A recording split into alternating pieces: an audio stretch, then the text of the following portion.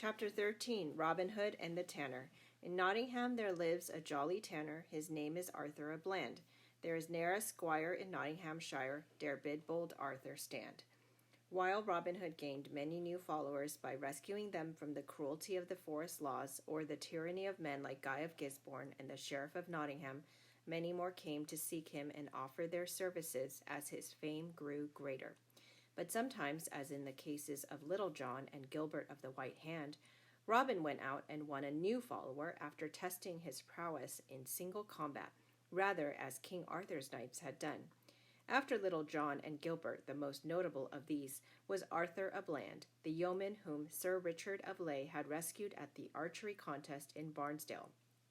Arthur was by profession a tanner, and he rode about the country trading in skins, buying them green from farmer or forester and selling them again beautifully cured and dressed to rich merchants or even to knights and their ladies. On one such expedition he was riding along the high road to Nottingham when he met with Robin Hood. Robin was wearing brown and green and carrying no bow but only a quarter staff, passing himself off as a yeoman in search of work, either as a farmer or a forester. It was a lovely May day, and Arthur was singing as he went. In summer, when the woods are bright, and leaves be large and long, it is full merry and fair forest to hear the small bird's song. Then Robin joined in singing the second verse by himself. To see the deer draw to the dale, and leave the hills high lay, and shadow them in the leaves so green under the greenwood tree. And they both sang the third verse together. It befell at Whitsuntide early in a May morning. Then the sun up fair began to shine, and merrily birds to sing. Well met, jolly fellow, well met, cried Robin. And well met too on this day of song, answered Arthur a Bland. You are a tanner, I take it, said Robin, turning and walking beside the other horse. Ah, sad news! Indeed have I heard concerning a new law against all tanners. New law, sad news. Arthur a Bland's face fell, and he looked suddenly anxious.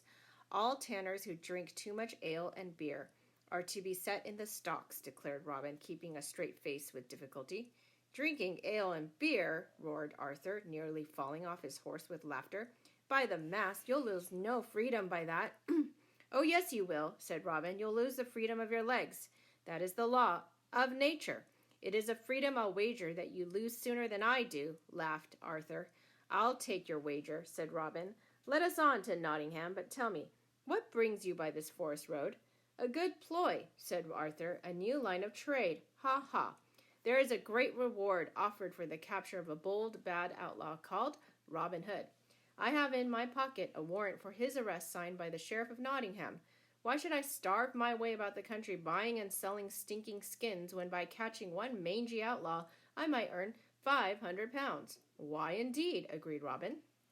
If you can help me to this capture, went on Arthur, I'll pay you well out of my reward. 100 pounds now. How would that be? Let me see your warrant, said Robin cautiously. If it be well and truly drawn out, I will do the best I can to give you the chance you seek. No, no, answered Arthur. I'll trust it into no hand but mine own. I'll have no man coming between me and my reward. Have it as you will, said Robin, but let us make our bargain too. If I bring you where you may find this Robin Hood alone, unarmed and at your mercy, will you promise to pay me 100 pounds? That I will, answered Arthur eagerly, and bound himself to it by a great oath. Let us go to Nottingham then, said Robin. I know of an inn on the edge of the forest where Robin Hood is often to be found. Indeed, I can guarantee that he'll be there today. Off they went accordingly, and before long came to the inn, where Robin managed to put in a secret word with the innkeeper while ordering both ale and wine. We'll drink, shall we not, while waiting for our man? Said Robin, and Arthur agreed eagerly. Very soon he showed that Robin's joke about tanners was no more than the truth. The more wine and ale they called for, the more Arthur drank, and before long his legs had indeed lost their freedom, and he found it difficult to sit up even upon the floor. Now, my fine fellow, said Robin, you see me here? I have no weapon but a staff, and that leans over there against the wall. You, on the other hand, have a sword by your side and the sheriff's warrant in your pocket. Now then, what about that 100 pounds? But Arthur à Bland only stared stupidly at him for a moment and then fell slowly over on his side and lay there snoring loudly. Robin undid his pouch and searched it. There he found only the warrant and 10 silver pieces. So he left all there except the warrant, and taking up his staff walked quietly out of the inn, after a few more words with his friend the innkeeper. Presently Arthur à Bland woke from his drunken slumber, sat up, groaned, and after looking in his pouch, called for the innkeeper. "I have been robbed in your inn," he lamented. "I had here a warrant from the Sheriff of Nottingham that would have made my fortune. It was to capture a bold outlaw called Robin Hood, but now both warrant and reward are lost, and he that I thought my friend has robbed me of them." "Why," cried the innkeeper, with well-feigned surprise, "did you not know that this friend of yours who was here only a little while since was none other than Robin Hood himself?" "Robin Hood!" gasped Arthur. "Oh, he has tricked me handsomely. Had I but known! Well, I'll not stay here while he escapes. Which way did he go?" "Along the road into the forest," answered the innkeeper. "And before you go, there is the little matter of the wine and ale that you and your friend have drunk. 10 shillings is what you owe me, and if you do not pay, I'll lock you in my cellar until I can take you before the justices."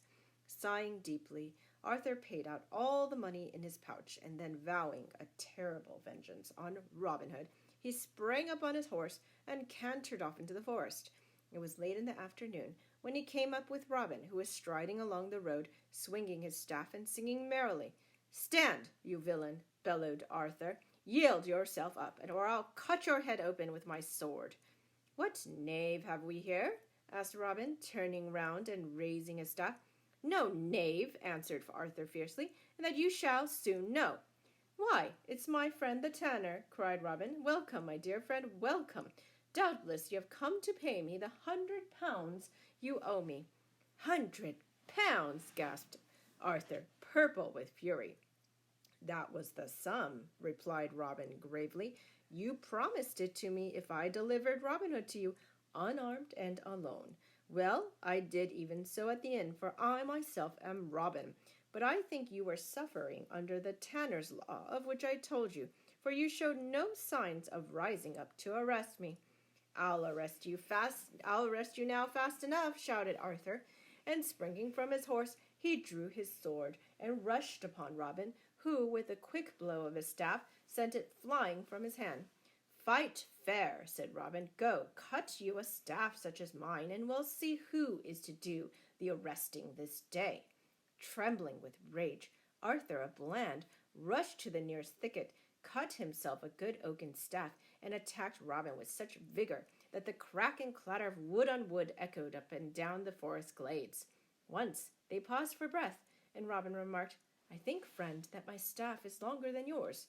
Would you like me to measure them and cut mine to your length?" "It matters not," said Arthur. "Mine's a good 8 feet of oak, such as I use for knocking out a calf, and I'm sure it's quite long enough to knock you out also." Then they went at it again, and very soon blood was trickling down both their faces. Robin raged around like a wild boar that has tasted blood, but Arthur stood in one place and laid on with his staff, just as if he were a woodman splitting a log. For nearly 2 hours they kept at it, exchanging many a hit, while the wood rang with the blows of staff on staff.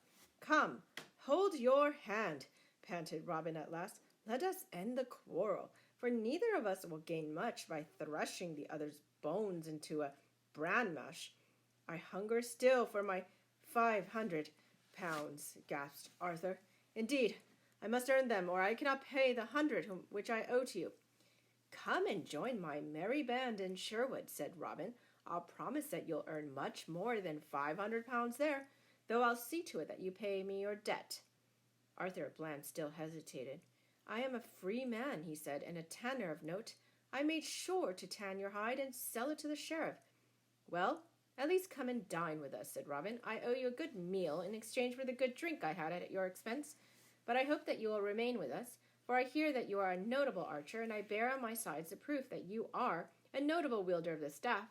Robin then blew his horn, and before long Little John and several others appeared among the trees.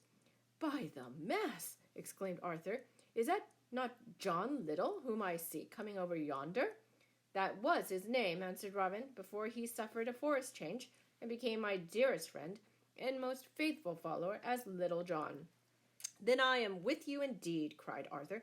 John is my own cousin, our mothers being sisters, and I have ever loved him like a brother, and I have been seeking him these several years. What's the matter, good master? Called Little John, as he drew near and saw the blood on Robin's face. This fine tanner has been tanning my hide for me, answered Robin with a grin. He is to be commended, said Little John gravely, for few can do that. But if he is so stout a fellow, let me have a bout with him and see if he can tan my hide also. Hold your hand, good John, said Robin. Here has been fighting enough. This, our new pet companion, is called Arthur a Bland. I believe that you know him. Then Arthur and Little John flung their staffs away and clasped one another, almost weeping with joy. And when Arthur had sworn to be loyal and true in all his dealings with Robin Hood and the rest of the Sherwood outlaws, Robin took an arm of each and led them away towards the secret glade to eat, drink, and make merry over their new alliance. And as they went through the tuneful woods, they sang gaily, Oh, ever hereafter, as long as we live, we three will be as one. The wood it shall ring, and the minstrel shall sing of Robin Hood, Arthur, and John.